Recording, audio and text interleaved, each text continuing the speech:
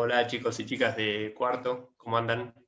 Esta vez nos toca un formato un poco distinto a lo que veníamos haciendo. Estamos haciendo clases al mismo tiempo y ahora estamos con este video. Esperamos cumplir con todos los contenidos que teníamos propuestos para la clase número 3. ¿Sí? Y queríamos comenzar este video explicativo, que se trata sobre la memoria y la historia reciente. Una pregunta, ¿sí? Después de todo lo que pasó, que vimos en los encuentros anteriores, que vimos sobre la guerra de Malvinas, los desaparecidos, la dictadura, el retorno de la democracia, el Alfonsín, el levantamiento de cara pintada. Después de todo eso, ¿cómo manejamos todo eso que pasó? ¿Cómo manejamos las Malvinas, los desaparecidos, la democracia, la dictadura? Las heridas todavía están abiertas y que un periodo tan complejo y confuso como lo fue la transición democrática, todavía hoy hace mella en la sociedad. ¿Sí? Tenemos ante nuestros ojos, en nuestras manos, una manera distinta de ver los hechos. Estamos hablando no solo de historia de larga data, como lo podía ser la historia del Imperio Romano o de la antigua Grecia. Esto es algo distinto. Estamos ante la historia reciente. ¿Y qué es la historia reciente? Es una historia que no solo está cercana a nuestro presente en términos cronológicos, sino que gran parte de sus protagonistas están en condiciones de brindar sus testimonios a los historiadores. Y existe una memoria social viva de ese pasado. Bueno, le vamos a compartir un PowerPoint para ir ilustrando un poco los conceptos de los que vamos hablando. Nos interesa hacer una reflexión sobre, bueno, qué es en una parte la historia y qué es la memoria. ¿Sí? Entonces arrancamos con la historia o el análisis histórico, que tiene que ver con una construcción problemática e incompleta de lo que ha dejado de existir, pero que dejó rastros. Y en ese sentido la historia también es un registro de hechos pasados significativos que se analizan y se interpretan siguiendo un método científico para lograr aproximaciones lo más específicas posibles de lo sucedido. ¿Sí? Y entonces, por el contrario, la memoria, ¿sí?, vendría a ser un recuerdo de ese pasado vivido o imaginado. ¿Sí? Hay gente que, digamos, la memoria tiene esa carga de imaginación o de cosas que realmente no pasaron, pero que uno cree que sí. Entonces eso juega ahí también. Pero bueno, la memoria entonces es un fenómeno colectivo también, y siempre hay algo de lo colectivo en una memoria individual, aunque yo tenga un recuerdo de algo que me pasó a mí, siempre algo de la sociedad queda. ¿Sí? Y entonces las memorias se construyen y se olvidan continuamente. ¿Sí? Y pueden ser manipuladas y cambiadas, y también pueden ser fuente de información para los historiadores, en la medida en que a partir de ellas se pueden construir una relación de contacto, ¿sí?, entre ellas y con el pasado que ellas narran. ¿Sí? Y siguiendo con esta idea de, bueno, la memoria como fenómeno colectivo, vamos a volver sobre nuestro tema que venimos hablando, ¿sí?, la memoria de la última dictadura.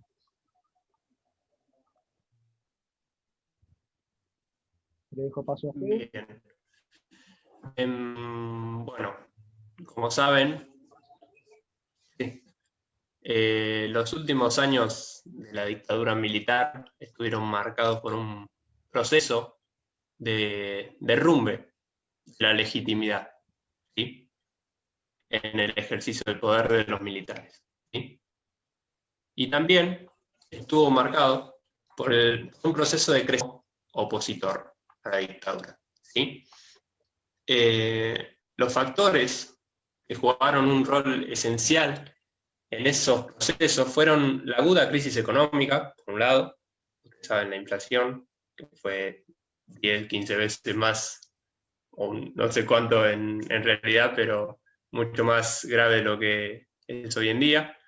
La escandalosa derrota de la Guerra de Malvinas, ¿sí? Una guerra que duró muy poco tiempo, que fue una derrota clave.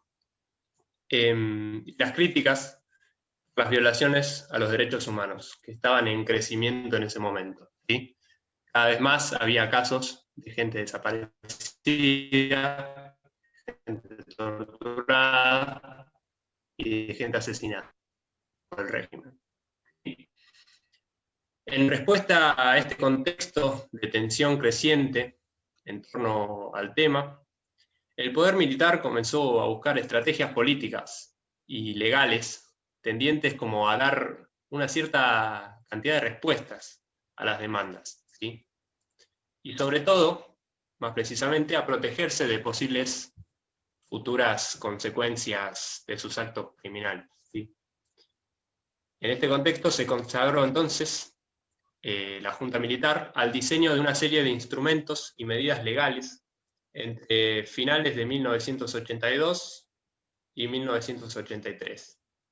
Entre ellos, entre estos instrumentos que estamos hablando, los más importantes fueron una declaración llamada Documento Final de la Junta Militar sobre la guerra contra la subversión y el terrorismo, que fue dado a conocer en abril de 1983, y otro instrumento fue la Ley de Pacificación o Ley de Autoamnistía, ¿sí? Sancionada en los fines del régimen militar. Y con esto entra el problema de los desaparecidos, ¿sí?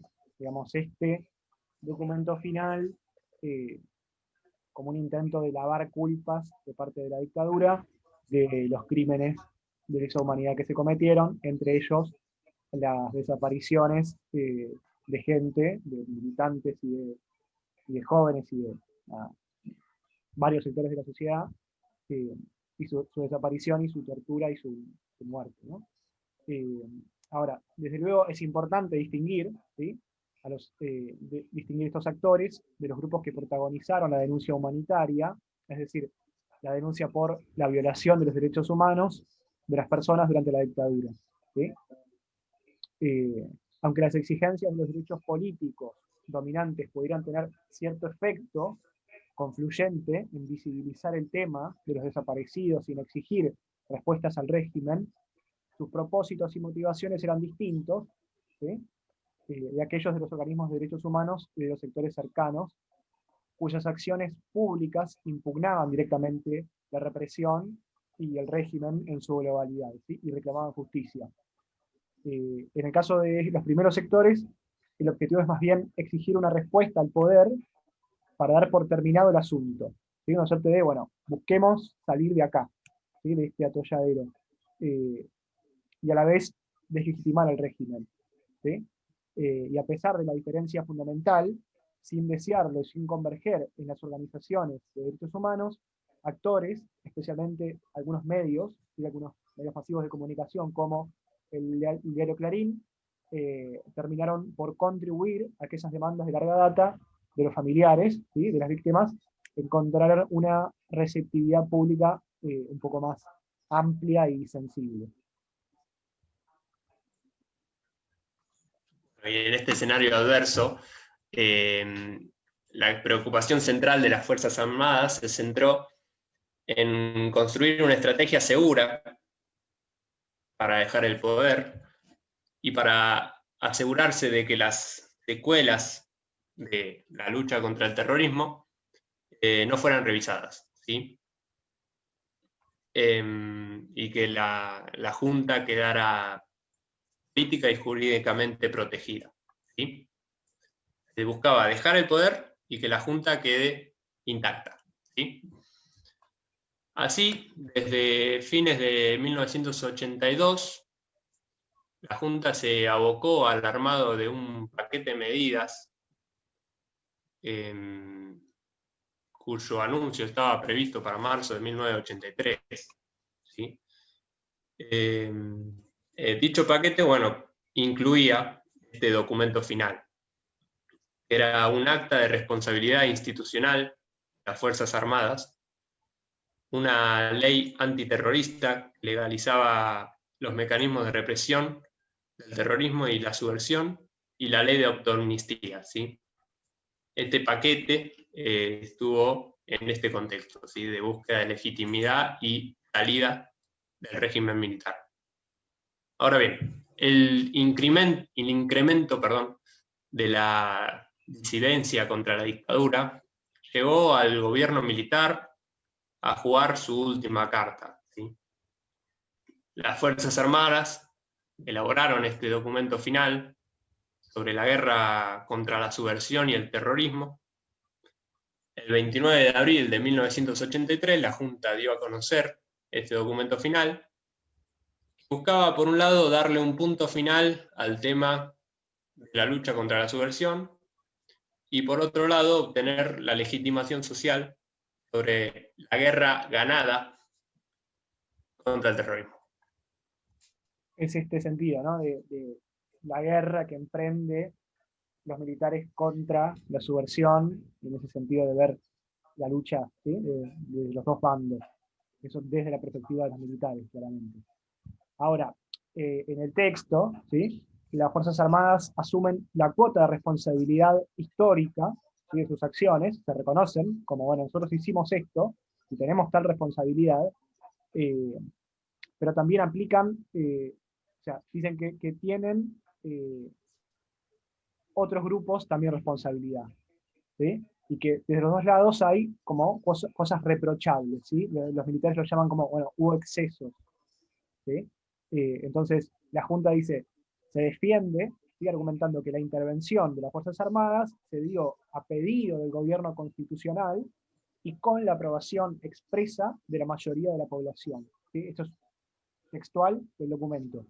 Los militares dicen, bueno, ustedes nos llamaron, ¿sí? Y ahora nosotros nos hacemos cargo, pero también háganse cargo ustedes de que nos convocaron. Esa es un poco la idea.